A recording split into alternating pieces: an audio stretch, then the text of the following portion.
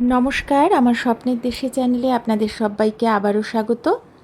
আজ আমি শ্রী শ্রী রামকৃষ্ণ কথামৃত থেকে শ্রী রামকৃষ্ণ পরমহংসদেবের কয়েকটি অমূল্য বাণী প্রথমে আপনাদের শোনাব।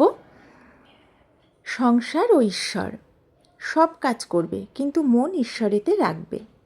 যেমন কাঠবেড়ালির মতো কাজ করা, এক হাতে কাজ করো, অন্য হাতে ঈশ্বরকে ধরে থাকো। কাজ শেষ হলে দুই হাতেই তাকে ধরবে। ভক্তি ও বিশ্বাস, যদি তাঁর উপর বিশ্বাস থাকে তবে পাপের ভয় নেই। যার নাচার ক্ষমতা আছে সে কখনো ভুল পা ফেলে না। ঠিক তেমনি যার ঈশ্বরে খাঁটি বিশ্বাস আছে সে কখনো ভুল কাজ করতে পারে না। ব্যাকুলতা, সাধন ভজন না করলে ঈশ্বর লাভ হয় না।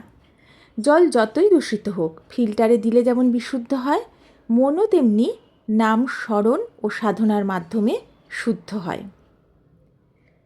সত্য কথা, সত্য কথাই হলো এই কলিযুগের তপস্যা।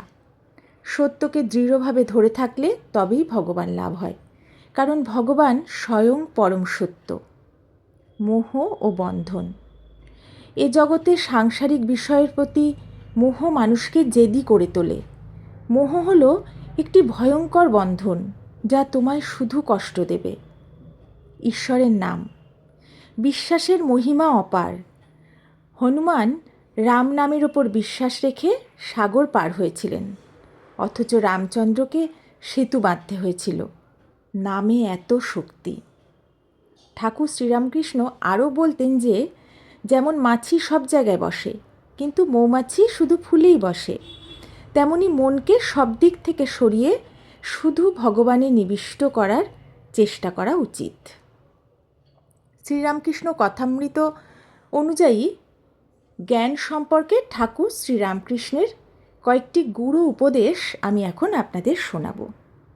জ্ঞান ও অজ্ঞান, ঠাকুর বলতেন, ঈশ্বর আছেন এটি জানার নাম জ্ঞান, আর ঈশ্বর নেই এটি জানার নাম অজ্ঞান। তিনি আরও স্পষ্ট করে বলতেন, অনেক জানার নাম অজ্ঞান, আর এককে জানার নামই হলো জ্ঞান। আমি ও আমার, ঠাকুরের মতে আমি ও আমার এই বোধটুকুই হলো অজ্ঞানতা, আর তুমি ও তোমার অর্থাৎ ঈশ্বরই সব করছেন এই বোধটিই হলো প্রকৃত জ্ঞান। জ্ঞান ও বিজ্ঞানের তফাৎ, তিনি জ্ঞানের ধাপগুলোকে খুব সহজ উদাহরণ দিয়ে বুঝিয়েছিলেন। অজ্ঞানী যে শুধু শুনেছে দুধের কথা, আর জ্ঞানী যে দুধ দেখেছে। বিজ্ঞানী যে দুধ খেয়েছে এবং তার দ্বারা পুষ্টি লাভ করেছে। অর্থাৎ ঈশ্বরকে কেবল জানা ও দর্শন করাই যথেষ্ট নয়, তাঁর সাথে আলাপ করা বা তাঁর আনন্দ ভোগ করাই হলো বিজ্ঞান। শুষ্ক জ্ঞান বনাম ভক্তি, ঠাকুর পাণ্ডিত্য বা তাত্ত্বিক জ্ঞানকে শুষ্ক জ্ঞান বলতেন। তিনি বলতেন, শুধু বই পড়লে বা শাস্ত্রচর্চা করলে ঈশ্বর লাভ হয় না, সেই জ্ঞানকে অনুরাগের সঙ্গে মেশাতে হয়। কাঁটা দিয়ে কাঁটা তোলা, তিনি একটি সুন্দর উপমা দিতেন। পায়ে একটি কাঁটা ফুটলে তা বের করার জন্য আরেকটি কাঁটার প্রয়োজন হয়। ঠাকুরের মতে প্রথম কাঁটাটি অজ্ঞান, দ্বিতীয় কাঁটাটি জ্ঞান, কিন্তু কাঁটাটি বেরিয়ে গেলে দুটোকেই ফেলে দিতে হয়। অর্থাৎ ব্রহ্মজ্ঞানে পৌঁছলে জ্ঞান অজ্ঞান দুয়েরই পারে চলে যেতে হয়। জ্ঞানের পথে বাধা, কামিনী কাঞ্চন বা আসক্তি হলো জ্ঞানের পথে সবচেয়ে বড় বাধা। মন যত বেশি জাগতিক বিষয়ে আসক্ত থাকে, জ্ঞান লাভ ততটাই কঠিন হয়ে পড়ে।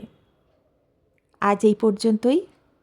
আমার ভিডিওটা কেমন লাগলো অবশ্যই কমেন্ট করে আমাকে জানাবেন। যদি আমার ভিডিওটা ভালো লাগে তাহলে আমার ভিডিওতে একটা লাইক করবেন, পারলে একটু শেয়ার করবেন। নতুন বন্ধুরা আমার ভিডিও ভালো লাগলে বন্ধু হয়ে আমার পাশে থাকবেন। পাশে থাকা বেল আইকন অল অপশানটা প্রেস করে রাখবেন, তাহলে আমার ভিডিওর নোটিফিকেশান আপনারা পেয়ে যাবেন। সবাই ভালো থাকবেন, সুস্থ থাকবেন।